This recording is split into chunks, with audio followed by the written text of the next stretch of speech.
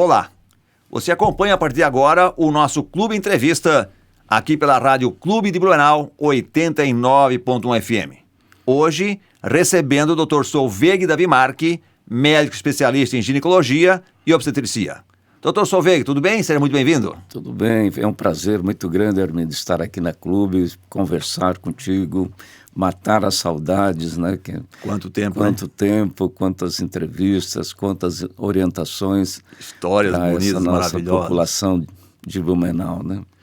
Dr. Solveig, eu quero fazer uma pergunta inicial para o senhor. O senhor, em 23 de julho de 1976, de algumas décadas, o senhor fez um sagrado juramento. O senhor lembra que juramento foi esse que o senhor fez? Deve ter feito muito na sua vida, né? Mas esse especificamente, dia 23 de julho de 1976.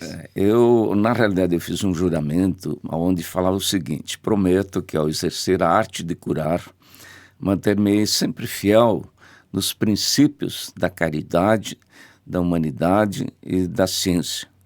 Penetrando nos lares, meus olhos serão cegos e minha boca calará aos segredos que me forem revelados. Se eu proceder assim, serei feliz na minha profissão. Se eu proceder ao contrário, terei a tristeza e todas as maldades do mundo. Em que momento você fez esse juramento? Eu fiz exatamente quando eu estava recebendo do professor Ayrton o meu título de médico, né? Então foi realmente um momento evidente, marcante, aonde eu estava entrando num universo muito grande, numa arte extremamente complexa, que é a medicina. Portanto, então, 23 de julho de 2022, são 46 anos de dedicação de sacerdócio da medicina. Isso eu tomei consciência nesses de 46 anos, foi muito engraçado. Eu estava me inscrevendo, né, para um curso online de uma área que realmente não tinha muito a ver com a ginecologia, mas eu faço tudo quanto é curso. Aí me perguntaram quantos anos eu tinha de formado. Aí me deu uma vontade de rir. Bom, eles vão pensar que eu sou meio troglodita, porque eu tenho 46 anos de formado. A maioria dos médicos que fazem esses cursos online são bem jovens, é uma gurizada que a gente diz, né, de médicos e tal, né? Então, 46 anos. Agora, o que levou o senhor a escolher a ginecologia? Porque o senhor se formou como médico, né? Depois Sim. vem a especialidade. O que o fez escolher essa área especificamente? Para fazer um internato, que é o último ano de graduação em medicina, que é o 6º ano, nós viemos para o Hospital Santa Isabel de Blumenau em 4 acadêmicos e cada um tinha uma área específica. Eu já comecei na ginecologia. Eu sempre queria ter uma especialidade que fosse clínica e cirúrgica, porque realmente eu vou dizer assim, eu gosto muito de cirurgia. Então, eu queria uma área que fosse clínica e cirúrgica. A ginecologia realmente é uma área extremamente clínica e também extremamente cirúrgica e complexa, né? Então, realmente, se eu voltasse no tempo, até, Armindo, posso dizer para todos vocês, se eu voltasse no tempo, eu iria fazer ginecologia novamente, com obstetrícia novamente. Doutor Solveig, essa escolha teria alguma coisa a ver, talvez, também, né? Talvez, assim, inconscientemente. O senhor é natural de Lages, né? Lá sim. de Lages. O senhor é filho da querida e saudosa Cilda, né? Sim. Que sozinha formou 4 filhos, né? O senhor, mais o Sidney, a Shirley e o Sinclair. Isso, né? Exatamente. Talvez não tivesse alguma ligação inconscientemente, por isso minha mãe foi tão guerreira, foi tão lutadora, conseguiu cuidar dos filhos, fazer, né, nos formar, nos encaminhar na vida. Talvez não tivesse alguma ligação meio assim lá, inconscientemente, eu quero cuidar das mulheres, porque as mulheres são guerreiras, são fortes, precisam de ajuda? Isso tinha, com certeza isso foi vamos dizer assim, transmitindo, formando dentro da nossa consciência, né, o que fazer na vida, o o que realmente, assim, para o futuro, porque na realidade, a gente vivia em condições bem complicadas. Eu posso dizer que quando eu fiz o vestibular, na minha casa não tinha luz elétrica, a gente morava no interior do oeste catarinense, e realmente as coisas eram complexas. O nosso único caminho, e que aí então a dona Cilda, minha mãe, ela batia muito forte, o único caminho que a gente teria na vida era estudar. E, evidente, as condições econômicas eram muito complexas, muito difíceis, então a gente tinha que ter uma dedicação e escolher alguma área, alguma coisa que pudesse exatamente ter algum futuro. A medicina era interessante porque ela sempre fazia parte, vamos dizer assim, da nossa família, no sentido... existia já ali, a minha mãe já era assim, meia metida a tratar e fazer chá e ensinar, e meia curandeira. Era meia curandeira. E isso tudo eu acho que sim, isso teve alguma influência. Teve alguma influência? Com certeza. Doutor Solveig, o senhor já deixou claro aqui que veio da família muito humilde, muito simples, né? Não tinha nem energia elétrica em casa quando garoto, né? E a vinda a Blumenau foi por isso, porque aqui era ter melhor condição de vida, melhor faculdade, melhor estudo. Como é que era essa ideia de vir a Blumenau? Porque sair lá do oeste, vir para cá, é uma mudança radical, né? Tem algumas coisas assim, realmente impressionantes. Quando a gente começa a ver o que foi acontecendo na vida da gente, eu fico impressionado, a gente fala bastante, porque sempre, quando existia uma dificuldade, abria uma porta. O meu apego com Blumenau começou porque eu vim para Blumenau fazer o científico, que era o 2º grau. Eu vim para Blumenau, porque no oeste catarinense não existia científico. Então, como eu tinha um tio e uma tia morando em Blumenau, eu vim para Blumenau em 67, estudar no Colégio Estadual Pedro II, fazer o científico. Né? E ali... Escola pública. Escola pública, exatamente. Aí trabalhei até como office boy, trabalhei como secretário do Grêmio Esportivo Olímpico, era cobrador de prestação e cobrava prestação de alguns médicos do Hospital Santa Isabel. Coincidência, Foi né, muito interessante. Bom, e depois eu fui exatamente para Florianópolis, terminei o científico em 69, fiz a inscrição para o vestibular na Universidade Federal de Santa Catarina, exatamente o vestibular em 6 de janeiro de 70, e acabei, então, passando para o curso na área de ciências biológicas e com opção para medicina. O senhor já pensou, doutor Solveig, se eu não tivesse vindo a Blumenau, o que eu estaria fazendo hoje na minha vida? Porque a vida acontece, hein? Se eu não tivesse vindo a Blumenau, tivesse ficado lá na minha terra, né? O que seria? Ou seria médico, não seria médico, seria engenheiro, seria, né, ter uma empresa? Já conseguiu refletir sobre isso, doutor? Esses são os caminhos que a vida vão formatando para a gente, né? Realmente, Armindo, isso é uma grande pergunta. O que eu teria feito na vida? Teria ficado no oeste catarinense, com uma vida provavelmente empregado de alguma área comercial, desenvolvendo alguma coisa na área agrícola. Não teria... o caminho teria sido diferente, com certeza. Outro caminho, né? É outro caminho. É porque a vida nos reserva sempre surpresas, né? E até nessas histórias, né, de vir para Blumenau, de estar no Pedro II, de cobrar a prestação de médico do Hospital Santa Isabel, tinha lá o Dr. Valmor Belz, o Dr. Gelásio, principalmente esses dois, assim, que eram médicos mais antigos, né? Eu olhava para eles assim, eu via um Deus na minha frente. Então, isso tinha impressionava muito. E além de que eu tinha, e tenho ainda, lógico, um primo que namorava umas enfermeiras do Hospital Santa Isabel, e eu vinha junto ali, ficava... segurando vela. Não, mas... Ou se aparecia uma enfermeira também ali que desse, né, mole. Coisa. Mas nessa época, Armindo, eu vim para cá com 14 anos. Então, recém-adolescente, né? Mas esse conjunto, eu acho, de situações é que vão impulsionando a gente. Entendeu, Armindo? Quer dizer, com certeza, essa tua pergunta... E, olha, nunca ninguém me fez essa pergunta. Né? O que teria acontecido na minha vida se eu não tivesse ido para Blumenau? Só deixa eu aproveitar então, já que tinha um primo que namorava uma enfermeira do Hospital São Abel, nessas idas o senhor conseguiu uma namorada também ali ou ninguém quis ficar com o senhor? Ali eu era lá muito... do interior, menino novo aí, não quero nada com esse piá aí. Não, ali realmente... Não, Armindo, porque não teve namorada. Com 16 anos, né, 17. Assim, às vezes eu sou mais velho já. Ainda, o primo era mais então, velho também. Não é como hoje, né? Que realmente Sim. as coisas são bastante precoces, né? Então... Eu não sabia nem o que era namorar na época, 16 anos. Não tinha essa... Doutor Solveig, então nessas idas e vindas, né?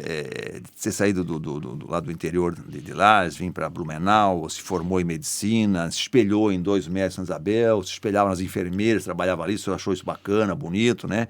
Já tinha um pouco dentro de casa, né? Esse conceito da mulher guerreira, da mulher forte, sim, né? Da própria mãe que já fazia também os seus chás, servia, atendia lá, né? As pessoas também. E o senhor se tornou médico, né? O senhor imaginaria que nesses 46 anos o senhor fosse esse nome, Dr. Solveig, Clínica Dr. Solveig da Vimark, né? Se não, virasse uma grife, né? Tivesse tanto conceito, pessoas de todo o estado procuram, todo o Brasil procura o senhor hoje, lá, né? Daquele médico, daquela cidadão que veio lá do interior, humilde, simples, uma casinha sem energia elétrica, vim fazer uma faculdade de medicina, vim trabalhar em Blumenau e hoje, né? Não hoje, há algum tempo já o senhor tem esse conceito de ser um grande tecnologista, de ser procurado por muitas personalidades aí de todo o Brasil. Como é que é a cabeça de uma pessoa que se olha lá atrás e vê o que é hoje? Realmente assim, né, Armindo? A gente começa com um certo, vamos botar assim, um certo complexo, né, de que a gente não teria condições, talvez, de subir uma montanha, não é verdade? De galgar degraus e chegar, vamos dizer assim, subir o topo da pirâmide, vamos falar assim. Isso realmente vem dentro da cultura da gente, essas dificuldades. Que você vem de uma família humilde e você carrega um certo padrão dentro de ti, o padrão cultural, aonde você acha se sente limitado, né? Consegue, às vezes, não é, se destacar naquilo que faz, né? Nós fomos trabalhando muito, nós desde o começo, quando eu fiz internato no Santa Isabel, me formei, depois fui para Buenos Aires, fiz lá a minha especialização, voltei para o Santa Isabel em final de dezembro de 79, 80, eu era um médico, então, do corpo clínico do Hospital Santa Isabel. A partir dali, um trabalho extremamente, eu vejo... Como é que eu vou dizer, Armindo? Desde o começo, a gente tinha princípios muito claros de atendimento no sentido respeito, ética, entende? O ser humano é um ser sagrado. A parte de ginecologia que eu comecei, vamos dizer assim, já dentro do Santa Isabel como acadêmico, o corpo humano é sagrado, a mulher é um ser sagrado. Você olha para ela como um ser sagrado. Você não vê se ela é bonita, se ela é feia, como é o corpo. Você exatamente tem que ter isso dentro de ti. O senhor não vê a mulher, o senhor vê o ser humano. Eu vejo um ser humano. Então, mesmo, eu atendi sindicato da fiação de selagem, foi meu primeiro emprego aqui em Blumenau. E, realmente, sempre fui muito feliz em todos eles. Atendi Rede Feminina de Combate ao Câncer. Fui médico do Sistema Único de Saúde, concursado durante 14 anos e 8 meses, no ambulatório de referência que ficava na Rua 7. E nós tínhamos, e como continuamos tendo, uma conduta muito séria, muito voltada, vamos dizer assim, ao ser humano, à sua essência, ao respeito, né, exatamente à dedicação. Então, por mais simples ali que fosse o ambulatório do SUS, aquele atendimento rápido, eu tinha entre 16 e 20 mulheres para atender em 2 horas. 2 horas. Que era o... Quer dizer assim, entenda que o tempo não fui eu que coloquei 2 horas. Era estipulado 2 horas. Então, se atendia, evidente, rapidinho, mas existia um atendimento completo. Ele era igual. A gente conversava menos, mas se atendia com muito respeito e com resultado como nós temos até hoje na nossa clínica particular. Então, o que foi acontecendo? Eu vi assim, eu não estava preocupado em me destacar, eu estava preocupado em atender muito bem as pacientes, todas, independente de qualquer classe, independente de qualquer retorno financeiro que eu teria. Eu nunca me preocupei, nunca olhei para as minhas pacientes como alguma coisa financeira, com interesse financeiro. Também nunca interesse em ajudar. Eu teria interesse em ajudar. Nunca deixei de operar ninguém por questões financeiras também. Então, isso foi um princípio. Eu vi que isso, realmente, nós fomos subindo degraus. Junto com, exatamente, essa forma de atendimento, nós sempre ficamos muito preocupados com o conhecimento científico. Então, o tempo foi passando, mas também o conhecimento foi aumentando. E a gente passou a ter uma disciplina onde eu estudo todos os dias. Então, o meu tempo que eu tenho disponível, exatamente todo o tempo que eu tenho disponível, eu estou lendo alguma coisa. Né? Hoje, com a facilidade, estou ali no meu celular, que é um tablet, já não é mais nem um celular, né? Estou ali com a informação que vem do mundo inteiro. Então, nós fomos subindo degraus. E também, quando a gente foi subindo degraus, o que é importante, Armindo, eu nunca tive vaidades, eu posso ser assim, e também nunca tive concorrentes. Eu olhava para todos os médicos, realmente nunca me preocupei nesse sentido, tem um que vai melhor, outro vai... Eu me espelhava em como fazer, como atender, como é que eu vou tratar as pacientes que me procuram. Né? Então, eu sempre fui focado nisso. Eu não estava perdendo tempo em olhar o que acontecia ao redor.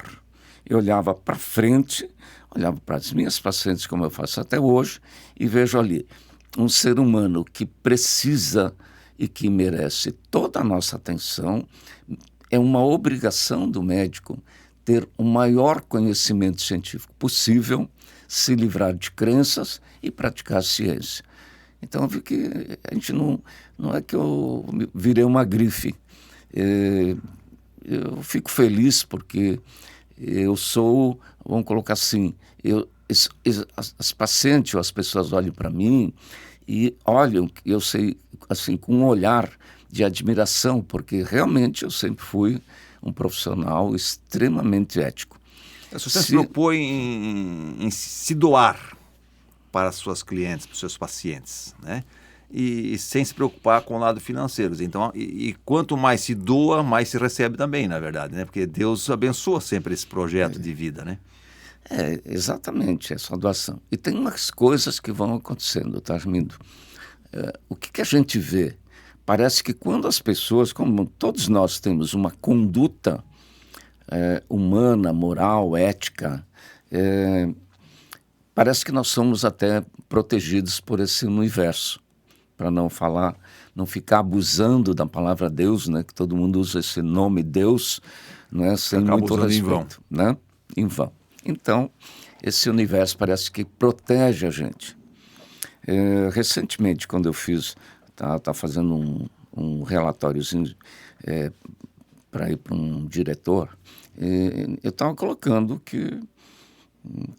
bem claro que nunca, nesses 42 anos, vamos dizer assim, de atividades dentro do Hospital Santa Isabel, nunca, em nenhum momento, em nenhuma auditoria, nunca ninguém viu ou comprovou ou aconteceu qualquer complicação cirúrgica com pacientes, com as minhas pacientes. Eu não estou aqui querendo falar que eu sou, o rei, entende, Armindo? O rei da cocada. Mas isso é um fato que tem que ser... O que eu quero dizer com isso, Armindo, que exatamente quando você tem uma conduta correta, parece que você é protegido. Então, assim, eu não tenho, nunca nenhuma paciente, ninguém vai poder falar que eu fui grosseiro, agredi, humilhei, magoei, não tratei corretamente,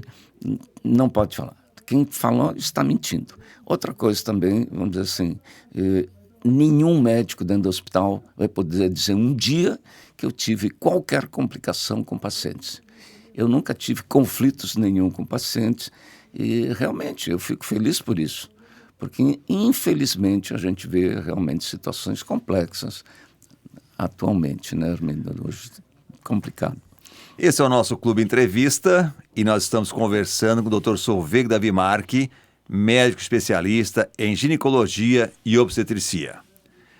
Dr. Solveig, o senhor como médico, o senhor apresentou até agora essa questão, não tive complicação com meus clientes, com meus pacientes, atendendo bom, e de repente o senhor deixou de ser médico para virar paciente, né? O senhor teve lá em 2020, tá? Para ser bem preciso, dia 12 de julho, tudo parece que acontece em julho na sua vida, doutor Solveig, né? Sim. O senhor se formou em julho, Exato. né? E em julho de 2020, no dia 12, o senhor, após uma caminhada que é de praxe, o senhor fazer caminhar, o senhor gosta de se exercitar, o senhor se cuida muito bem da sua saúde, lá em Itapema, no litoral, o senhor se percebeu cansado, se percebeu ofegante, né?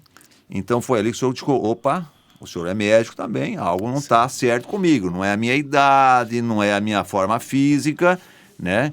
E na segunda-feira, dia seguinte, então segunda-feira, o senhor fez uma tomografia, né, que mostrou que o senhor tinha, na imagem mostrou, o famoso vidro fosco, né? Comprovando a infecção pulmonar pela Covid-19.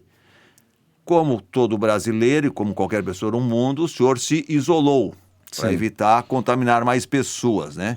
Só que essa falta de ar foi se agravando no senhor, né? E 2 dias depois, então na quinta-feira, né, dia 16, o senhor é transportado seu apartamento por um serviço de emergência e internado na UTI do Hospital Santa Isabel e foi entubado. O senhor ficou 21 dias internado, doutor Solveig, sendo 10 deles entubado. O que foi nesse momento ali? O senhor que atendeu tantas pacientes em estado grave, fez tantas cirurgias, salvou tantas vidas, de repente o senhor não estava mais no controle da situação. O senhor estava na mão de outros profissionais que tinham a sua vida nas mãos deles. Como é que foi esse momento? Como é que foi esses 21 dias na sua vida, doutor? Assim, realmente é complexo, né, Armindo? Porque quando eu senti, porque eu não tive sintomas nenhum, eu senti exatamente o que você está colocando, eu fui caminhar, me senti ofegante, falei para a Ivana, minha esposa, Ivana, está começando. Eu já tinha consciência clara, a gente já tinha um conhecimento grande sobre exatamente os quadros, todos os aspectos do coronavírus, né? E eu fiz o meu diagnóstico. Fiz a tomografia, apresentou, eu tive uma orientação que existia na época, né? E 2 dias depois, realmente, eu saí do meu apartamento, cadeira de rodas, com máscara de oxigênio e perdendo a consciência. Até eu tinha... Já saiu perdendo a consciência? Perdendo a consciência. Eu saí, eu falei para a Ivana, para minha esposa, de olha, entre em contato, já chama, teve um médico que nos ajudou, o doutor Alexandre, e manda preparar o leito na UTI, que realmente eu vou perder a consciência.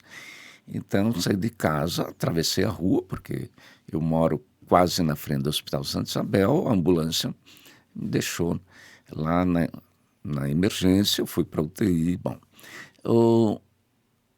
eu lembro exatamente a última imagem, quando eu deitei no leito da UTI, eu estava vendo vultos.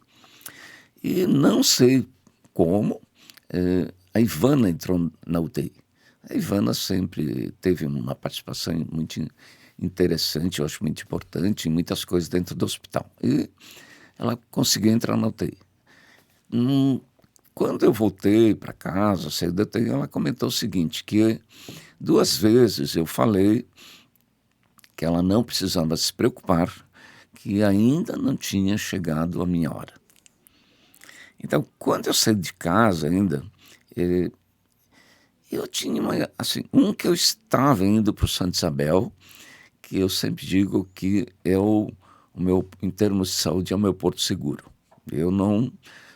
também sempre falei para a Ivana que se acontecer alguma coisa comigo, eu quero que me tragam para o Hospital Santa Isabel. Eu não quero nenhum outro hospital para ser atendido ou tratado ou operado ou qualquer procedimento que não seja o Santa Isabel. Então eu também já estava indo para o meu porto seguro. Sim, eu tinha certeza absoluta, como tenho certeza absoluta, que esse corpo clínico me atenderia, é um corpo clínico competente, quer dizer, eu saí muito seguro. Não menosprezando os outros hospitais, né? Não Mas a sua menosprezando os outros segurança hospitais, de porque ter eu trabalhado, já está conhecendo o pessoal, né? trabalho e trabalhei sempre só no Santa Isabel, com todo o respeito que eu tenho, imagina, por todos os colegas médicos. Mas dentro da minha necessidade como paciente, o meu porto seguro é o Santa Isabel. Exatamente porque ali eu tenho todos os meus amigos médicos, eu tenho a enfermagem, faço parte essa família. Evidente, né, Armindo, que tu vai te sentir bem dentro da tua família, né? Bom, fomos para o Santa Isabel. Eu lembro também, teve um médico que passou a mão na minha cabeça, doutor Solveig, eu vou lhe entubar. Na hora, assim, quando eu deitei no leito da UTI, eu ainda assim, passou na minha mente, Armindo, foi muito interessante porque passou um filminho. Eu lembro bem que, bom, o que eu fiz na vida? Muito rápido. Aí eu fiquei pensando, bom, eu fui um bom pai, eu fui um bom filho, eu nunca maltratei ninguém, nunca humilhei ninguém, nunca agredi ninguém, entendeu, amigo? Não tenho nada, não tenho conflito de nada, estou muito bem, não tenho nada de negativo, vamos dizer assim, aquele pensamento. Realmente me deu uma tranquilidade tão grande que eu estava assim, parecia que eu estava flutuando, de tão bem que eu me senti. E eu tinha certeza que tudo isso realmente iria me salvar, vamos dizer assim. Eu tinha certeza absoluta que não iria acontecer nada. Então, eu acho que é interessante, eu imagino que muitas pessoas que passam por essas situações, né? Porque nesse momento eu não tinha droga nenhuma, eu não estava sedado, absolutamente nada. Então, passou rapidinho toda a minha vida e eu me senti muito bem, porque eu não tinha nada que pesasse, nada de contra, eu só tinha coisas a favor. Então, realmente foi uma coisa assim, muito marcante, né? O senhor pensou em morrer, não? Que poderia morrer? Não. Eu tinha certeza que eu não ia morrer. Quando eu cheguei, não é, exatamente ali, que passou isso, eu digo, não, mas eu realmente, eu acho que o universo me protege. Eu vou continuar aqui na Terra, então. Eu vou continuar por aqui. Então, o senhor estava super tranquilo. Por isso, depois, uma segunda vez, até falei para a Ivana, já meio inconsciente lá, que eu estava inconsciente.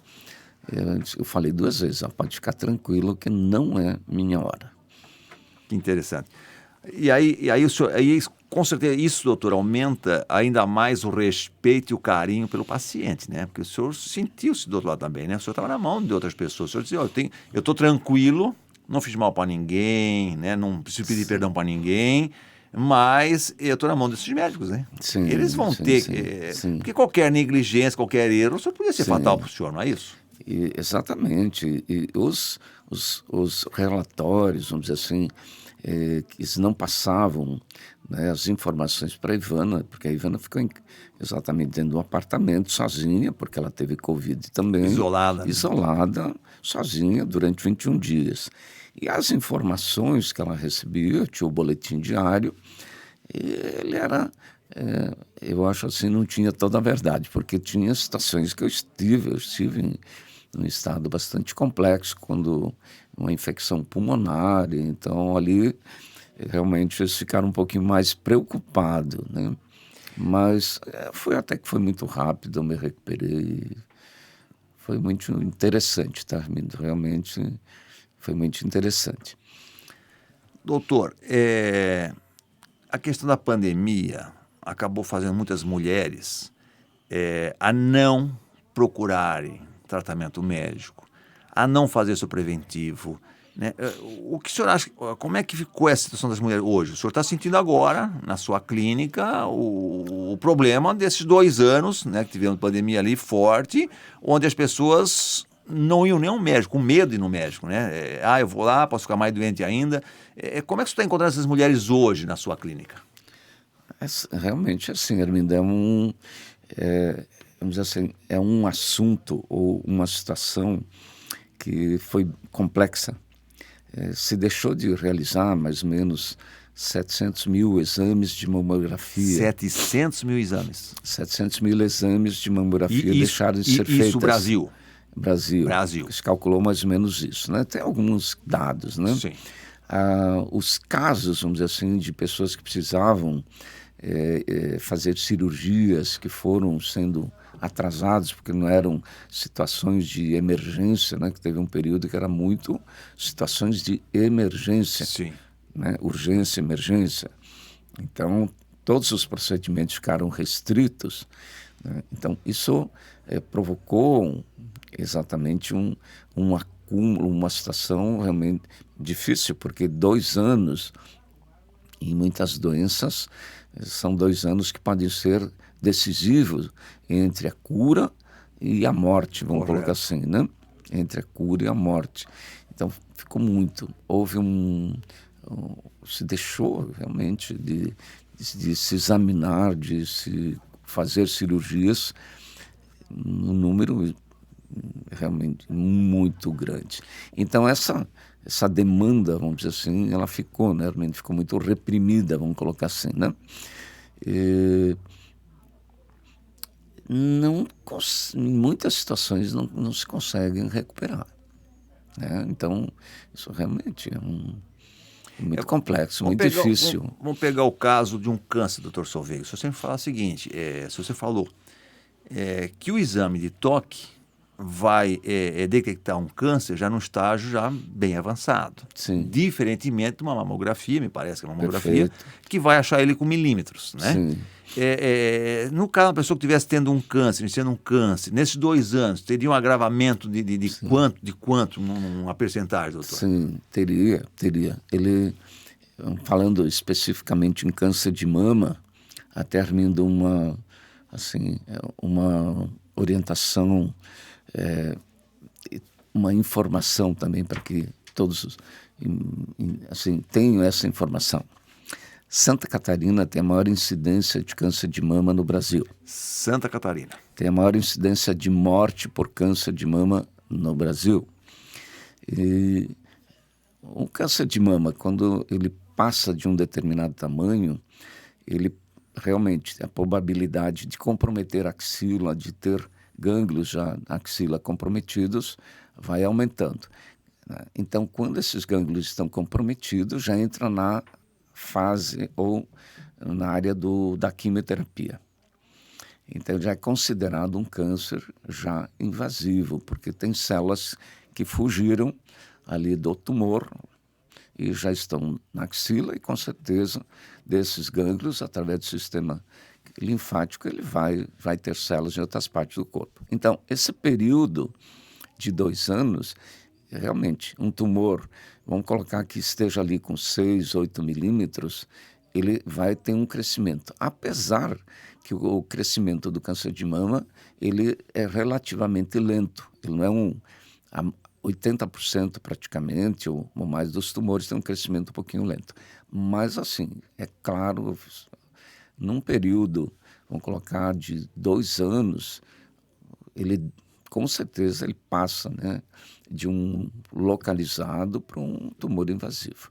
Então, a gente não tem, evidente que não se tem condições de avaliar ou de ter números. Sim. Exatamente para dimensionar o que aconteceu, né? Mas foi um momento muito difícil, acho que para o mundo inteiro, né, Armindo? Sim. O senhor imagina que para conseguir normalizar, né, esses atendimentos represados, quanto tempo levaria? Porque levou 2 anos, represou 2 anos. Creio que em 2 anos não vai conseguir porque novos casos vão surgindo, né? Sim. O senhor imagina quanto tempo vai levar para normalizar a saúde pública de novo e a privada, né? Mas teria que duplicar o número de atendimentos, né, vamos dizer, em todas as áreas, e eu acho que levaria uns 3 anos.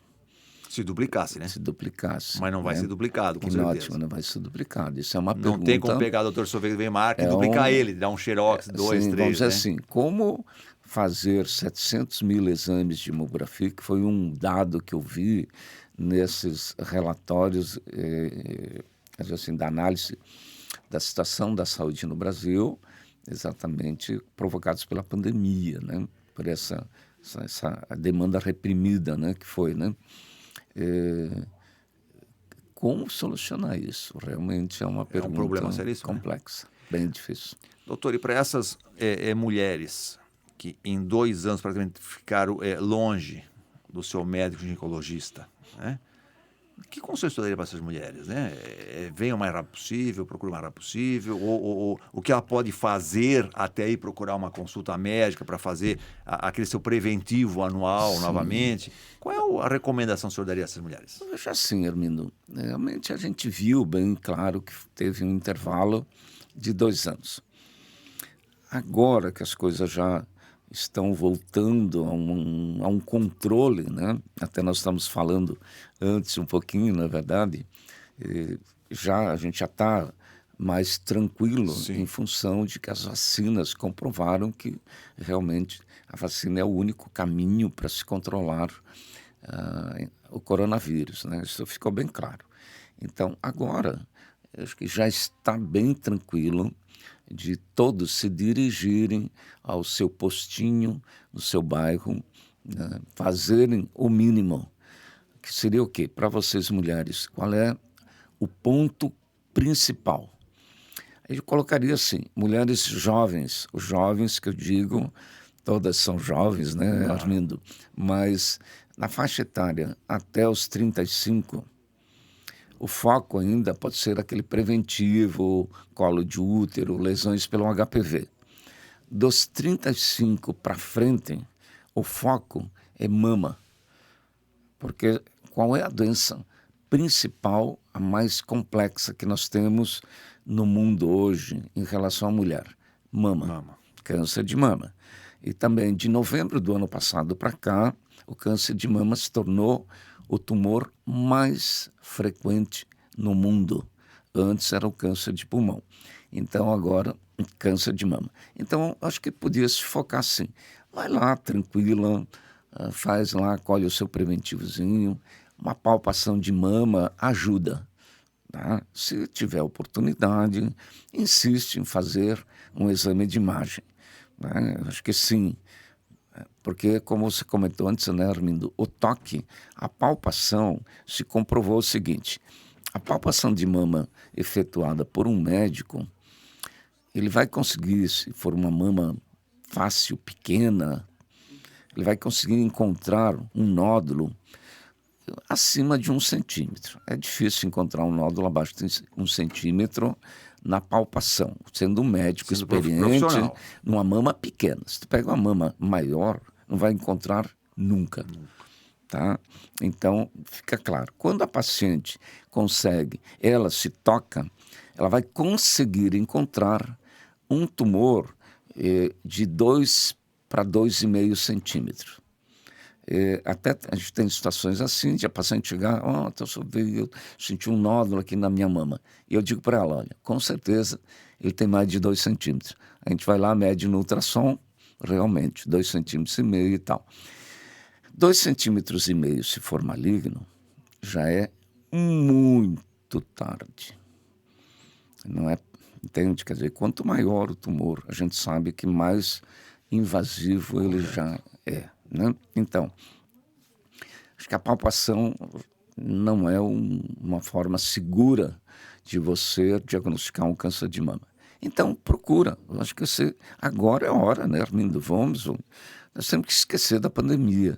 Né? Nós estamos falando, eu tive uma viagem agora recente, até que eu estava negociando o equipamento Eu sou chique, modernizando né? sempre a clínica. Negociando um novo vídeo que foi lançado na Suíça.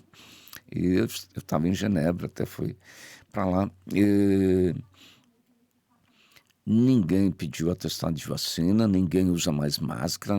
Quer dizer, eles estão voltando, assim, a gente percebe, né? Tá todo mundo num agito muito grande, voltando Que à é a normalidade. normalidade. Agora vamos voltar à normalidade. A situação do coronavírus no mundo, ela está sendo controlada muito bem. Vamos ter novos picos, né? Vamos ter variantes. E isso, Armindo, tem que ficar claro para todos. Nós vamos ter 5 anos, no mínimo, pela frente ainda. Até que se consiga ter um controle, até que o vírus perca talvez a sua virulência ou a Como sua... temos hoje o controle do vírus da gripe. Exatamente. Que quando chegou, matou muitas então, pessoas. vão ter que entender, né, Armindo, que é uma gripe. Agora nós temos vacinas, as vacinas estão sendo cada vez mais eficazes. Nós vamos ter, logo, está numa fase 3, uma vacina, pode falar da Pfizer, BioNTech, né, que já tem um pool de corona.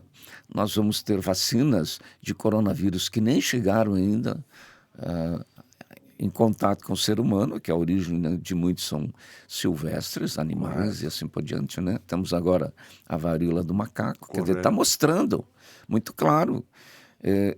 Tem um catálogo de vírus, por exemplo, nós temos mais ou menos 300 vírus que podem nos agredir. 300 vírus? Isso, são em torno de 300. Estão lá quietinho. Que podem se tornar exatamente agressivos, vamos colocar assim, para o ser humano. Aquela história de dizer que não, isso aqui é só do macaco, isso aqui é só do cachorro, isso aqui, né?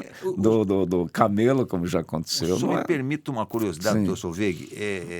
Tem um catálogo de 300 vírus aí que pode, né, vir a ser um problema, a ser uma pandemia também. Eu lhe pergunto, doutor Solveig, se a gente voltar ao nosso tempo de criança, a gente brincava na rua, de pé no chão, no campinho, lá na areia, corria. E percebe-se hoje as pessoas estão mais dentro do apartamento de uma casa, com chinelo, com calçado, porque lavando mão com sabonete antibactericida, né, tomando uma série de precauções. Isso não pode estar gerando essa fraqueza do ser humano aos vírus? Fantástico, tá, Armindo? A gente, assim, eu convivo com o Armindo há muitos anos. O Armindo, ele realmente tem, assim, umas perguntas e um raciocínio e um conhecimento muito interessante, muito grande. Bom, essa tua colocação realmente, Armindo, assim, eu estou aqui rindo um pouquinho, né?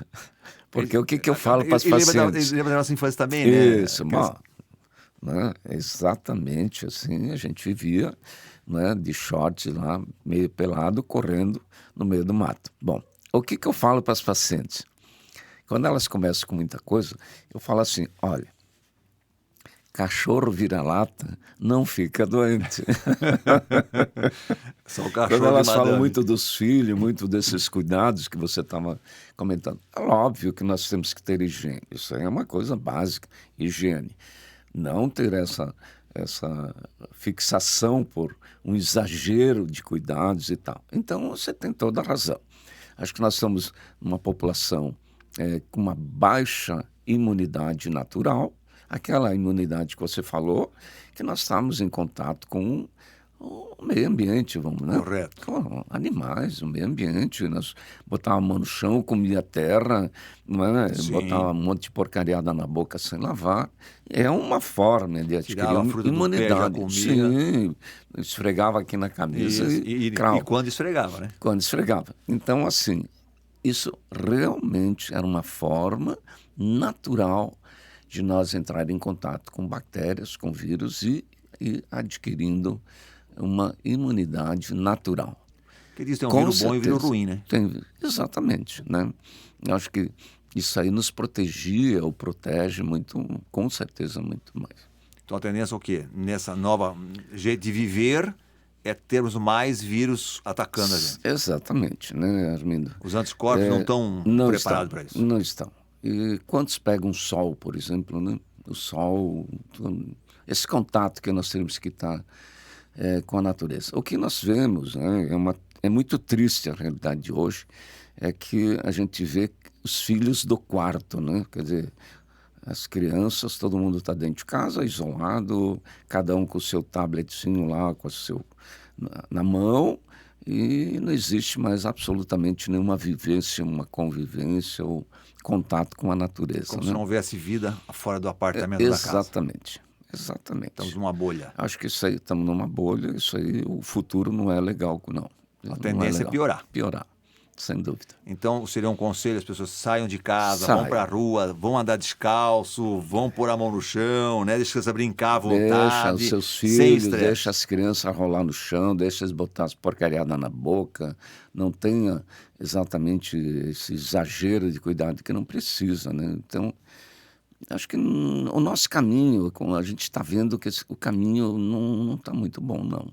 Não vai ser um caminho bom para a humanidade. Quer dizer, não é um caminho bom para o ser humano, não. Então... Doutor Solveig, nessa linha, como nosso tempo está acabando, eu queria fazer uma última pergunta. Eu li um artigo ontem, não vou me recordar quem é o autor do artigo e nem quem é o profissional médico, que estava dando uma alerta, e é uma coisa que virou muito comum, as pessoas usarem lenço umedecido para após suas necessidades. Sim. Né? Tanto o número 1 como o número 2 ali. As mulheres usam, os homens estão usando também. Tem empresas hoje que vendem, né? Esse lenço umedecido especial para sanitários.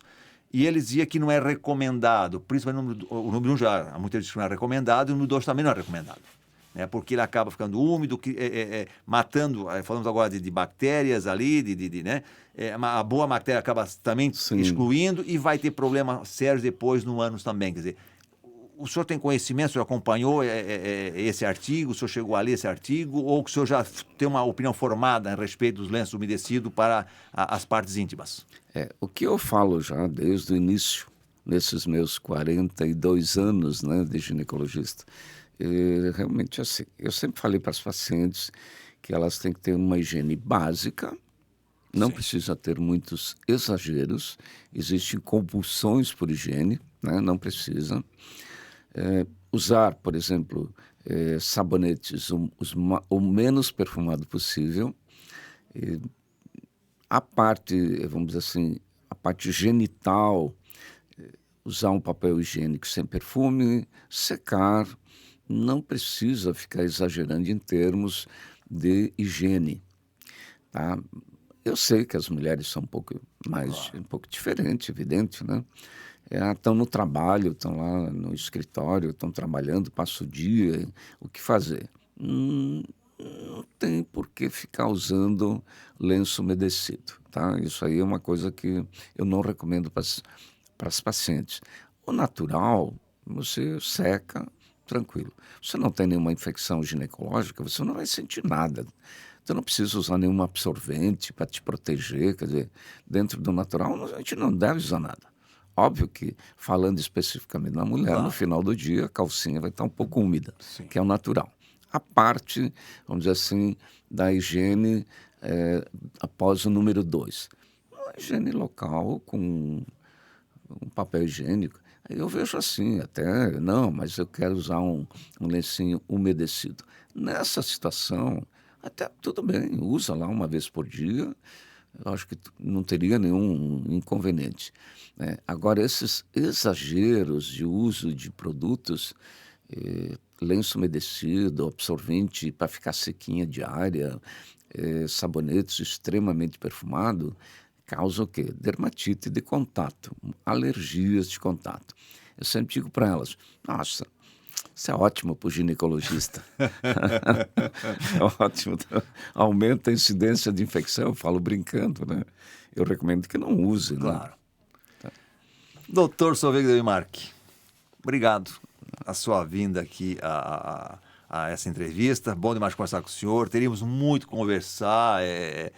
Imagina, saúde é um tema muito abrangente, né? Que teríamos aqui 2, 3, 4, 5, 6, uma semana, 10 dias, um mês para falar realmente direto aí.